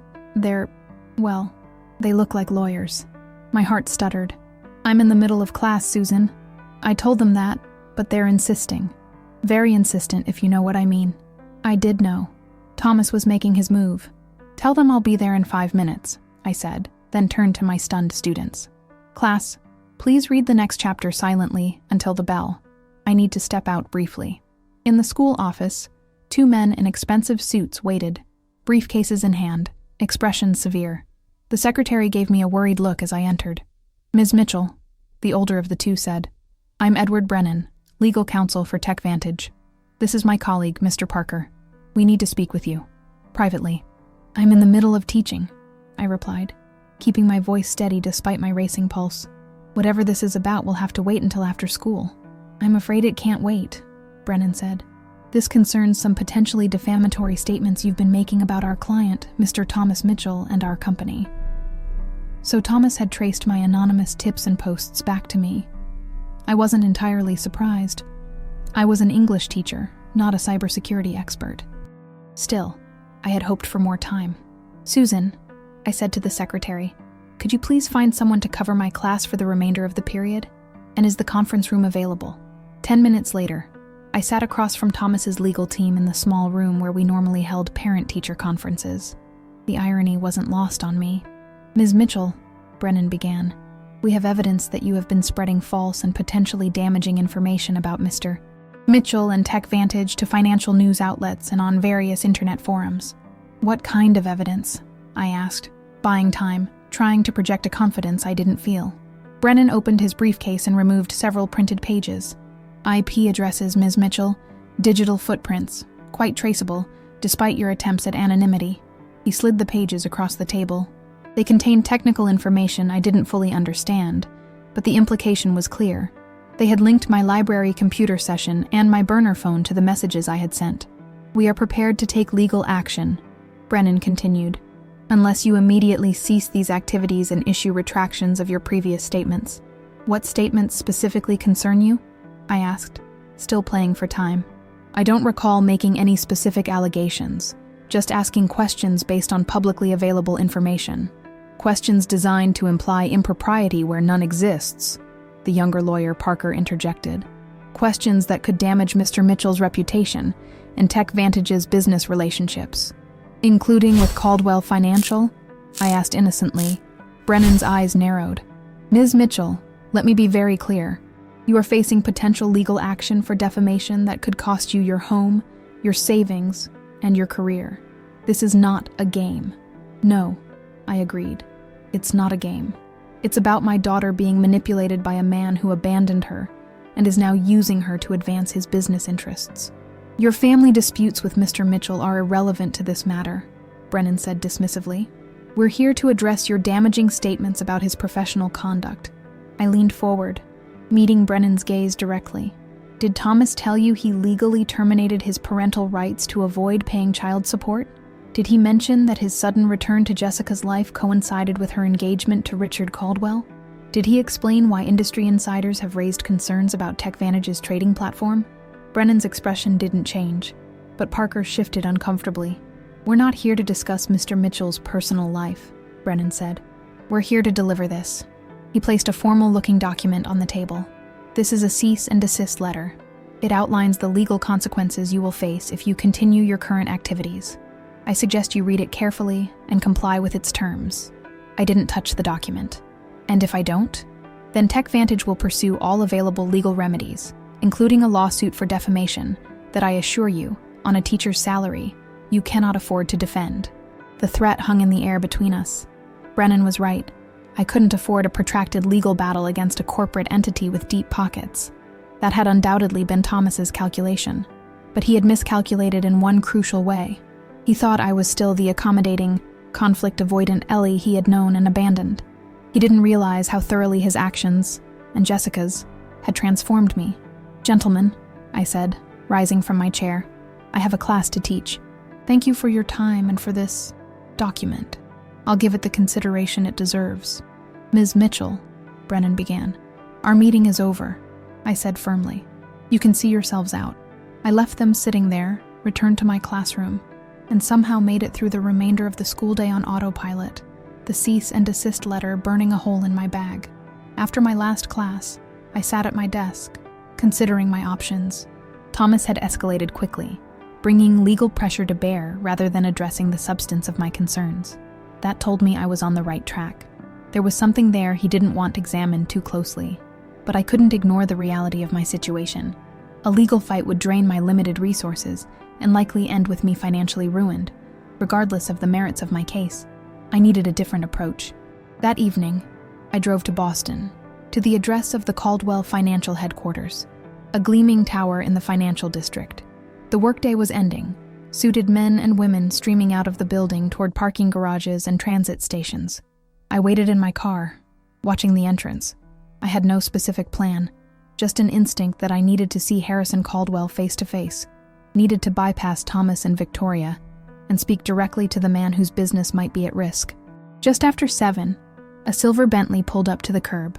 Moments later, Harrison Caldwell emerged from the building, briefcase in hand, heading for the waiting car. I moved quickly, intercepting him before he reached the vehicle. "Mr. Caldwell," I said, extending my hand. "Eleanor Mitchell, Jessica's mother. Do you have a moment?" Surprise flickered across his face, followed by wariness. "Ms. Mitchell, this is unexpected. I'm afraid I'm late for a dinner engagement. This will only take a minute," I said. "It concerns TechVantage and the trading platform they've implemented for your firm." That got his attention. "What about it?" "I have reason to believe there may be security concerns that haven't been properly addressed. Concerns that could potentially expose your firm to regulatory scrutiny." Harrison glanced at his driver, who was watching our interaction with professional disinterest. "Let's not discuss this on the street." He gestured toward the building. "My office," briefly. Minutes later, we sat in Harrison Caldwell's corner office, with its panoramic view of Boston Harbor. He hadn't offered me a seat, but I had taken one anyway, settling into one of the leather chairs facing his massive desk. "Now, Ms. Mitchell," he said, remaining standing, "what exactly is this about? And please be aware that I know about your situation with Jessica's wedding arrangements." "This isn't about the wedding," I said, "though I find it interesting that you and your wife deemed me unsuitable to attend while embracing Thomas Mitchell, a man who abandoned his daughter for 25 years. Harrison's expression hardened. "Jessica has explained the circumstances. Thomas was working internationally, building his career. These things happen in families." "Is that what he told you?" "Because the truth is, he walked out on Christmas Eve when Jessica was 4 years old, terminated his parental rights legally to avoid paying child support, and had no contact with her until after she began dating your son. Harrison frowned. I fail to see how this is relevant to TechVantage's trading platform. It speaks to Thomas's character, I said, to his trustworthiness, to the likelihood that he would put his own interests above others, including your firm's. Ms. Mitchell, if you have specific concerns about our technology systems, please state them directly. Otherwise, I need to leave for my dinner. I took a deep breath. I believe Thomas Mitchell orchestrated his return to Jessica's life specifically to gain access to you and your firm. I believe TechVantage's trading platform may have security vulnerabilities that could be exploited for financial gain. And I believe an investigation of Thomas's past business dealings would reveal a pattern of similar activities. Harrison's frown deepened. These are serious allegations. Do you have evidence? I have observations and patterns, I said. Thomas's history with companies that underwent mergers or acquisitions shortly after his arrival. Industry concerns about TechVantage's platform that haven't been publicly addressed. The timing of his reconnection with Jessica and his company's expansion to Boston. Harrison studied me for a long moment. You're a high school teacher, correct? Not a financial technology expert? Or a securities investigator? Yes, I admitted. But I'm also a mother concerned about her daughter being used as a pawn in a business strategy. And I'm a citizen concerned about potential financial improprieties. Harrison sighed, and finally took a seat behind his desk. Ms. Mitchell, I appreciate your vigilance, but I assure you, Caldwell Financial conducts thorough due diligence on all our technology partners. TechVantage's systems have been independently vetted and certified, and my relationship with Thomas is both professional and personal. We've become friends over the past year, bonding over our mutual interest in Jessica's happiness. And the fact that he terminated his parental rights, that he was absent for decades of Jessica's life, that doesn't concern you? Families are complicated, Harrison said with a dismissive wave. Thomas has acknowledged his past mistakes and is making amends. Jessica has accepted his apology and welcomed him back into her life. That's all that matters. I realized then that Harrison Caldwell was either willfully blind to Thomas's manipulation or somehow complicit in it. Either way, I wasn't going to get through to him. Thank you for your time, Mr. Caldwell, I said, rising from my seat. I hope, for everyone's sake, that my concerns prove unfounded. One moment, Ms. Mitchell, Harrison said as I turned to leave. I understand this wedding situation has been difficult for you. Victoria mentioned you were upset about not being included in the ceremony. Upset doesn't begin to cover it, I said quietly. Harrison reached for his checkbook. Perhaps we could find a way to acknowledge your role in Jessica's life. A financial token of appreciation for... I don't want your money, Mr. Caldwell, I interrupted, anger flaring. I want the truth to be acknowledged. I want my daughter to understand who has truly been there for her, and who is using her for their own purposes. Harrison slowly closed his checkbook. I see. Well, in that case, I'm afraid there's nothing more to discuss. Jessica has made her choices. Thomas will walk her down the aisle. The wedding will proceed as planned, and I would strongly advise you to respect those decisions and refrain from further interventions, like warning you about potential problems with TechVantage's platform, like attempting to disrupt your daughter's wedding out of what appears to be personal resentment. Harrison replied coldly. Good night, Ms. Mitchell. I left the Caldwell Financial building feeling both frustrated and more convinced than ever that there was something wrong about the entire situation. Harrison's dismissal of my concerns had been too quick, his defense of Thomas too absolute given the information I had shared. As I walked to my car, my phone rang, Jessica's ringtone. Mom, she said when I answered, her voice tight with anger. What are you doing? First Victoria, now Harrison? Are you trying to ruin everything? I'm trying to protect you, I said, climbing into my car. Jessica, there's something not right about Thomas's sudden reappearance in your life. Stop it, she snapped. Just stop. Dad has explained everything. He had to work abroad. He was building his career. He wasn't ready to be a father then, but he is now.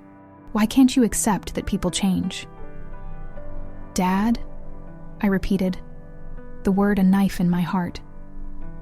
The man who left when you were 4, who legally terminated his parental rights, who never sent a birthday card, never called on Christmas, never contributed a penny to your upbringing? That's who you're calling Dad now? You never told me he terminated his rights, Jessica said accusingly. You let me believe he just left.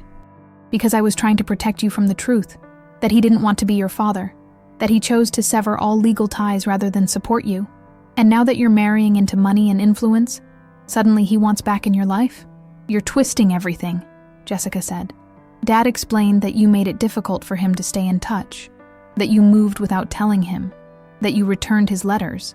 I was stunned into momentary silence. That's a lie, Jessica. An absolute lie. We lived in the same house your entire childhood, the house I still live in. Thomas never sent a single letter, never called, never made any attempt to contact you. That's not what he says, Jessica replied stubbornly. And frankly, I believe him. He's been nothing but supportive since we reconnected, while you've been difficult. Difficult, I repeated, my voice rising despite my effort to stay calm. Is that what you call it? When a mother who sacrificed everything for her child objects to being excluded from her wedding? When she questions the motives of a father who abandoned that child and is now suddenly playing proud papa? See? This is exactly what I mean. You're making this all about you, about your feelings, about ancient history with Dad. This is my wedding, Mom, my day, and you're trying to ruin it because you can't stand that I've forgiven Dad and want him in my life. Jessica, I began, but she cut me off. No, I'm done listening to this. Harrison just called to tell me you were at his office making wild accusations about Dad's company. Victoria said you called her with the same nonsense. You're embarrassing yourself and you're embarrassing me. I'm trying to protect you, I said again, feeling helpless against the wall of her certainty. I don't need your protection, Jessica said coldly.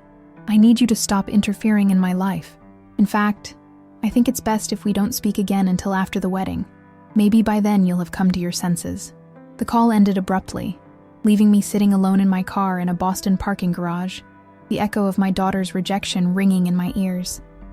I drove home in a fog of pain and confusion. How had Thomas so thoroughly poisoned Jessica against me? How had he convinced her of such blatant lies about our past? And why were the Caldwells so quick to accept his version of events, so resistant to considering my concerns? Back in Springfield, I pulled into my driveway just before midnight, exhausted and heartsick. As I approached my front door, a movement in the shadows startled me. Hello, Ellie. Thomas stepped into the circle of light from my porch lamp, his expression unreadable. What are you doing here? I demanded, keys clutched in my hand like a weapon. We need to talk, he said. About your activities, the messages to financial reporters, the posts on forums, the visits to Victoria and Harrison. It needs to stop. Or what? More legal threats? Another cease and desist letter? Thomas sighed, leaning against my porch railing. You never did know when to back down, did you? It was charming when we were young. It's considerably less so now. What do you want, Thomas? I want you to understand your position, he said, his voice hardening. You have no evidence of any wrongdoing, because there is none. You have no allies in this fight. Jessica believes me, the Caldwells support me, and your anonymous tips have gained no traction. All you have is a bitter vendetta that's alienating your daughter and could potentially ruin you financially if I choose to pursue legal action. If there's no wrongdoing, I asked, why are you so concerned about my questions? Why the lawyers? Why this midnight visit to intimidate me? Because you're causing unnecessary complications, Thomas said. Jessica is upset. The Caldwells are annoyed. My company's legal team is distracted, all because you can't accept that your daughter has chosen to include me in her life and exclude you from her wedding. This isn't about the wedding, I said. This is about you using Jessica to gain access to Harrison Caldwell and his firm. This is about whatever you're planning with TechVantage's trading platform. Thomas laughed, a sound without humor. You always did have an active imagination, Ellie. Always reading meanings into things that weren't there. There's nothing nefarious happening. I'm a successful executive reconnecting with my daughter before her wedding. That's the entire story. I don't believe you, I said simply. That's your prerogative, Thomas replied with a shrug. But consider this. Even if you were right, which you're not, what could you possibly do about it? You have no proof, no influence, no resources. You're a high school teacher, tilting at windmills while alienating the one person who should matter most to you, Jessica. He stepped closer, his voice dropping. Walk away, Ellie. For Jessica's sake, if not your own. Accept that she's made her choice. Cash Richard's check. Take a nice vacation during the wedding. Move on with your life. The way you moved on from your responsibilities?" I asked bitterly. Thomas sighed again. "Always the martyr. Always the righteous one. It's exhausting, Ellie. It always was." He turned to leave, then paused. "One more thing. If you continue this campaign, the messages, the visits, the accusations, I will be forced to take more serious action. Not just legal, but personal. There are things Jessica doesn't know about you, about our marriage, about why I really left, things I've kept to myself out of. Consideration. That consideration has limits. The threat hung in the air between us. You would lie to her about me?" I asked, though I already knew the answer. "The way you've lied about yourself? I would tell her my truth," Thomas replied. "Whether that aligns with your version of events is another matter. Think carefully about your next steps, Ellie. There's much more at stake than you realize." With that, he walked away, disappearing into the darkness beyond my porch light. I stood frozen until the sound of his car engine faded into the night. Then I went inside, locked my door, and sank onto my couch in the dark, trying to process what had just happened. Thomas had escalated from legal threats to personal ones. He was now threatening to poison Jessica against me even further, to tell her his truth, which would undoubtedly be calculated lies designed to sever what remained of our relationship. And yet, his very presence at my home, his obvious concern about my activities, confirmed my suspicions that there was something he was desperate to protect. That night, I barely slept, my mind racing with possibilities and threats, with memories and fears. By dawn, I had reached a decision. If Thomas wanted to silence me, if Jessica refused to hear me, if the Caldwells were determined to exclude me, then I would have to find another way to uncover the truth and protect my daughter. But I would need help.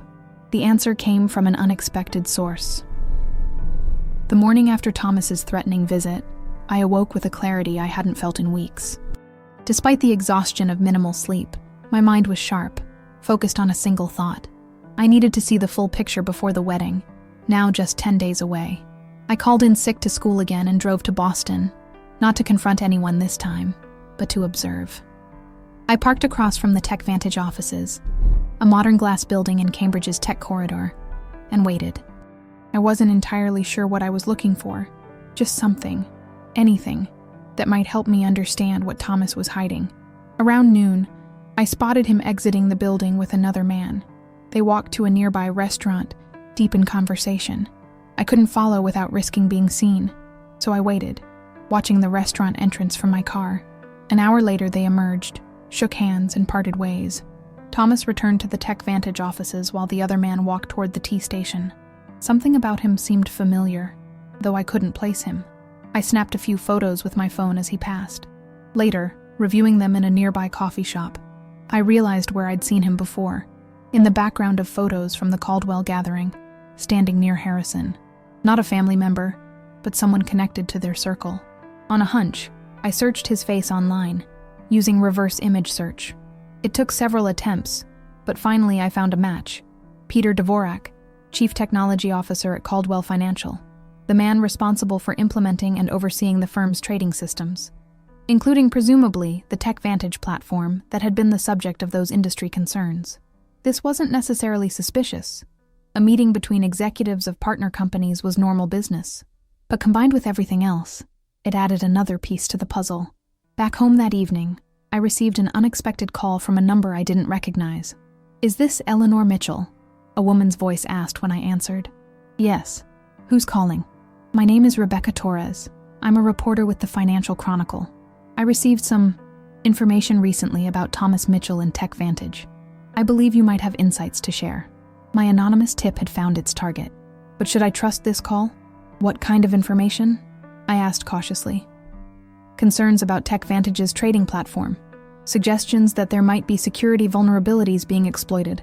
A pattern of Mr. Mitchell joining companies shortly before significant corporate events. She paused. Sound familiar?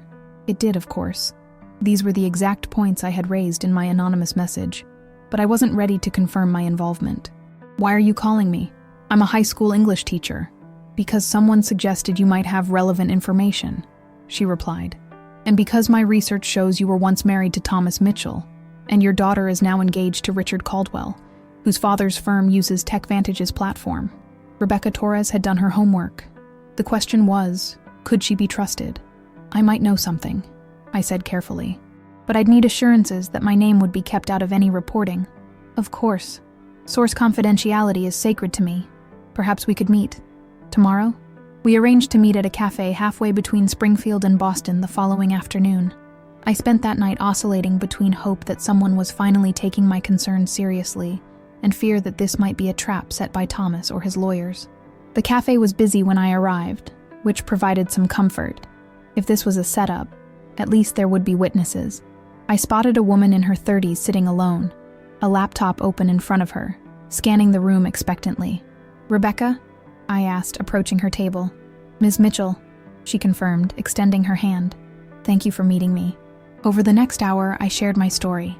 Thomas's abandonment, his sudden reappearance in Jessica's life coinciding with her engagement to Richard, the wedding exclusion, the doctored photos, and most importantly, the patterns I had observed in his business dealings and his reaction when questioned about them. Rebecca took notes, occasionally asking clarifying questions.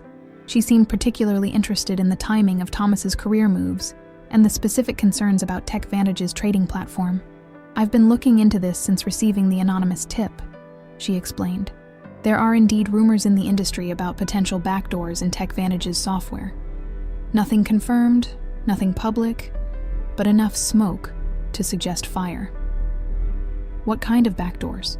I asked. "The kind that might allow certain users to see trading information milliseconds before others," Rebecca said. "In high-frequency trading, that's an eternity. Enough time to make trades based on information others don't have yet. Insider trading, essentially," I said. "A digital version of it, yes. Nearly impossible to detect if done carefully." Rebecca closed her laptop. "The problem is proving it. These systems are proprietary, closely guarded. Without a whistleblower or access to the code itself, it's all just speculation. So there's nothing to be done," I said, disappointment settling heavy in my stomach. "I didn't say that," Rebecca replied. "I'm going to keep digging, and I might have a lead.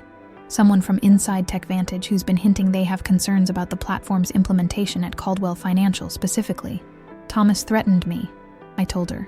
"Said if I continued raising questions, he would tell Jessica his truth about why he left, turn her even further against me." Rebecca's eyes narrowed.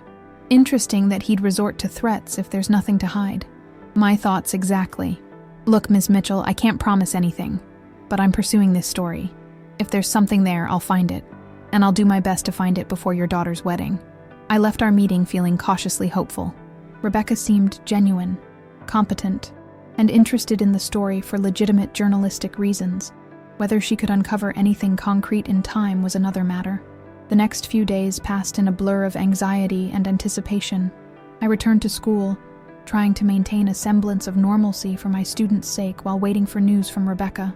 I heard nothing from Jessica, nothing from Thomas, nothing from the Caldwells, a silence that felt ominous rather than peaceful. Then, 3 days before the wedding, everything exploded. I was grading papers in my classroom after school when my phone buzzed with a text from an unknown number. "Turn on CNBC now."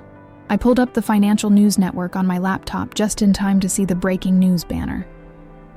TechVantage CEO steps down amid SEC inquiry. The anchor was mid-sentence. Following allegations of potential securities violations involving the company's trading platform.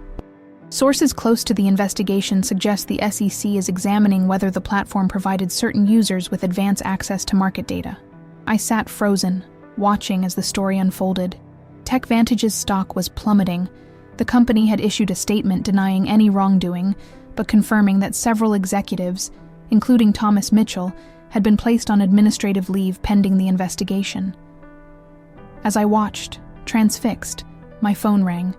Rebecca Torres. "Are you seeing this?" she asked without preamble. "Yes," I managed. Did you?" "Not directly," she said, "but my inquiries stirred some waters. That TechVantage insider I mentioned? They went directly to the SEC with evidence. Apparently, your ex-husband and several others have been using the platform to provide Caldwell Financial with microsecond advantages in trading, generating millions in profits that were being shared through offshore accounts. Harrison Caldwell? Implicated. though how deeply remains to be seen. His firm is already distancing itself, claiming they were unaware of any improprieties in the platform. My mind raced to Jessica, to the wedding now just days away. "This will destroy her wedding," I said, unexpected grief welling up despite everything. "Possibly," Rebecca agreed, "though that seems like the least of the concerns right now. The SEC doesn't move this quickly without substantial evidence." "This is serious, Ms. Mitchell." After thanking Rebecca for the update, I sat in my empty classroom, trying to process the implications. The truth I had suspected was now becoming public. Thomas's scheme was unraveling, but at what cost to Jessica? I tried calling her. No answer. Tried again. Straight to voicemail. Finally, I texted, "Jessica, I've seen the news. I'm here if you need me. No judgments, no, I told you so. Just your mother who loves you." No response. I drove home in a daze, the car radio bringing updates on the developing story. By evening, the scandal had expanded. Reporters had connected Thomas to similar patterns at his previous companies. Former colleagues were coming forward with accounts of questionable practices. The carefully constructed facade of successful executive and devoted father was crumbling by the hour. At home, I paced my living room, torn between vindication that my suspicions had been proven right and heartbreak for what Jessica must be going through. The wedding was surely in jeopardy now, with her father of the bride potentially facing criminal charges and her future father-in-law implicated in the scheme. Just after 9 p.m., my doorbell rang. I opened it to find Jessica standing there, eyes red from crying, shoulders slumped in defeat. "Mom," she said, her voice small and broken. "Can I come in?" "Of course," I said, stepping aside, fighting the urge to pull her into my arms immediately. She looked so young suddenly, so vulnerable. The little girl who had once run to me with her skinned knees and broken toys, trusting me to make everything better. She entered slowly, glancing around the familiar living room as if seeing it for the first time. I noticed she was carrying the silver bracelet she had sent me, the consolation prize for missing her wedding. "The wedding's off," she said flatly, sinking onto the couch. "At least postponed. Richard's family, they think it's best to wait until the situation is resolved." I sat beside her, close but not touching, respecting the distance she had created between us over the past weeks. "I'm so sorry, Jessica." "Are you?" she asked, looking at me directly for the first time. "You were right about him, about Dad, about Thomas. You tried to warn me and I wouldn't listen." "I never wanted to be right," I said honestly. "Not like this. Not at the cost of your happiness." "He used me," Jessica said, her voice cracking. "He used my engagement to get to Richard's family, to their firm. Everything he told me was a lie. About wanting to reconnect. About regretting the past. About you making it difficult for him to stay in touch. All lies." "I know," I said softly, "and I believed him," she continued, tears flowing freely now. "I wanted so badly to have a father, to have this successful, sophisticated man claim me as his daughter, walk me down the aisle, be part of my new life. I wanted it so much I ignored everything you said, everything you've done for me my whole life. I couldn't hold back any longer. I reached for her, and to my relief, she fell into my arms, sobbing against my shoulder like she had as a child. "I'm so ashamed, Mom," she whispered through her tears. "The things I said to you, the way I treated you, excluding you from my wedding while embracing him. How can you ever forgive me?" I stroked her hair, my own tears falling silently. "There's nothing to forgive. You're my daughter. I love you unconditionally. Always have. Always will." "The Caldwells knew," Jessica said, pulling back slightly. "Victoria and Harrison. They knew there were concerns about Thomas's company. They dismissed them because the arrangement was profitable. They knew, and they let me believe in him anyway. This was new information, confirming my worst suspicions about the Caldwells." "And Richard?" I asked carefully. Jessica sighed. "He says he didn't know. I believe him, I think. But he's torn between me and his family now. They're in damage control mode, trying to distance themselves from Thomas and Tech Vantage." "What will you do?" I asked. "I don't know," she admitted. "Everything's falling apart so fast. The wedding venue is canceling because of the publicity. Richard's parents are talking about moving to their house in Switzerland until things blow over. Thomas is, well, His lawyer called to say he won't be able to make any scheduled wedding events due to ongoing legal matters. The understatement would have been almost funny in different circumstances. "You can stay here as long as you need," I offered. "Take some time to figure things out." Jessica nodded, then reached for the silver bracelet she had set on the coffee table. "I brought this back. It seems ridiculous now, sending you a bracelet instead of having you at my wedding, as if jewelry could ever replace your presence." She held it out to me. "I don't expect you to want it, after everything, but I wanted to return it anyway, as part of my apology." I looked at the delicate silver chain, the heart charm that had once seemed like such an insult. Now it represented something different. Jessica's recognition of her mistake, her return to honesty, her journey back to me. "Keep it," I said, closing her fingers around it. "Maybe someday when you do get married, with me there beside you, you can wear it as a reminder that even when we lose our way, we can find our way back to what matters." Jessica's tears started fresh, but there was something healing in them now, something cleansing. We sat together on the couch as evening deepened into night, talking through the painful events of the past months, rebuilding the bridge between us that had been so severely damaged. Around midnight, exhausted by emotion, Jessica fell asleep with her head in my lap, just as she had done countless times as a child. I sat watching her, gently stroking her hair, my heart full despite the circumstances that had brought us here. The wedding that had been planned for Saturday would not take place. The carefully constructed fiction of Thomas as devoted father had been exposed. The Caldwells' judgment of me as unworthy had been revealed as hollow hypocrisy, but my daughter had found her way home, through the pain and disillusionment, through the lies and manipulations.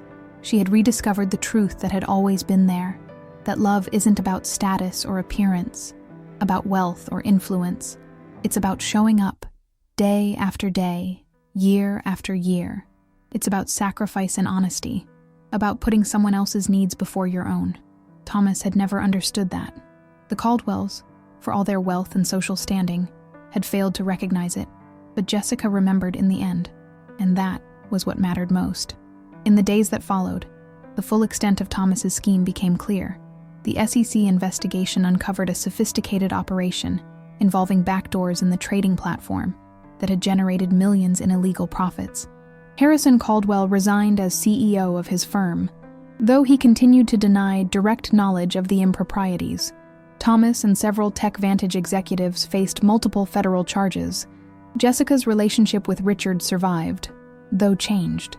They decided to step back, take time to reevaluate their priorities away from the influence of his family. Whether they would eventually marry remained to be seen, but whatever happened, I knew Jessica would make her decisions with clear eyes now, guided by truth rather than illusion. As for me, I returned to my classroom, to the students who had always appreciated my value even when my own daughter temporarily lost sight of it. I continued tending my garden, nurturing growth as I had always done. I rebuilt my relationship with Jessica slowly, allowing trust to reestablish itself naturally. And I reclaimed my story, not as the mother excluded from her daughter's wedding, but as the woman who refused to be erased, who fought for truth when it would have been easier to disappear quietly, who loved fiercely enough to risk rejection in order to protect what mattered most. In the end, that was the greatest victory. Not Thomas's downfall or the Caldwells' humiliation, but the simple, profound recognition that my life, ordinary, modest, dedicated, had worth and meaning that no one could diminish or deny. I was not the surprise guest of honor at Jessica's wedding. That celebration never took place, but I became something more important. The mother my daughter returned to when illusions shattered, the foundation she could build upon as she created a future based on authentic values rather than appearance and status. And that, I realized as spring turned to summer and healing continued its steady work, was the greatest honor of all.